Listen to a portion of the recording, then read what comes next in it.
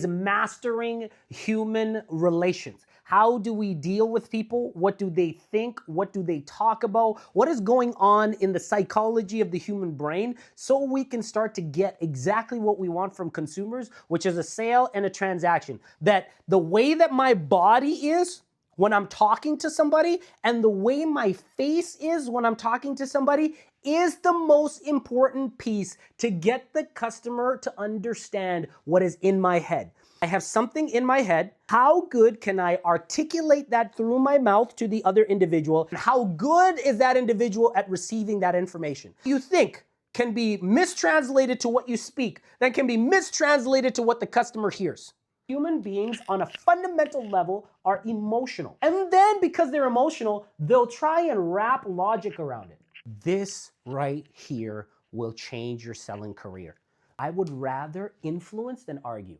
And most people would rather win an argument than influence. Sometimes you have to appear wrong to have influence, because our job is to deal with all kinds of people, to deal with all kinds of families, to deal with all kinds of situations, and get to where we want to get to, which is a sale. How do we allow a customer to save face? And this is a technique that I'm going to give you right now, which we use to call it appeal to the nobler motive. Now, when I started learning this, I felt like that was Chinese. I speak like regular language, okay? But what I found out is like I could better frame this as calling this falling on the sword. What does that sound like with a consumer?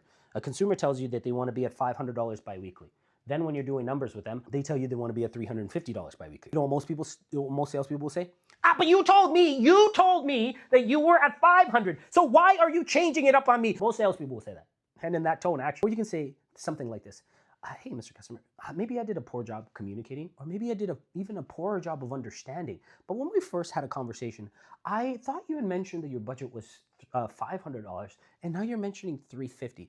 So where did I misunderstand? So I make it all about me making the mistake. I know that they're a liar. I know that they're scamming me. I know that they're not telling me the truth. But what do I do with that principle? I fall on the sword and I say something like, hey, maybe I misunderstood.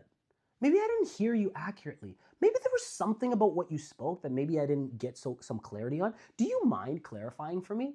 The customer knows I'm calling them out, believe it or not, because people who are lying know that they're lying. They know I'm calling them out, but what am I doing? I'm giving them a way out. I'm letting them save face, and especially if it's a man.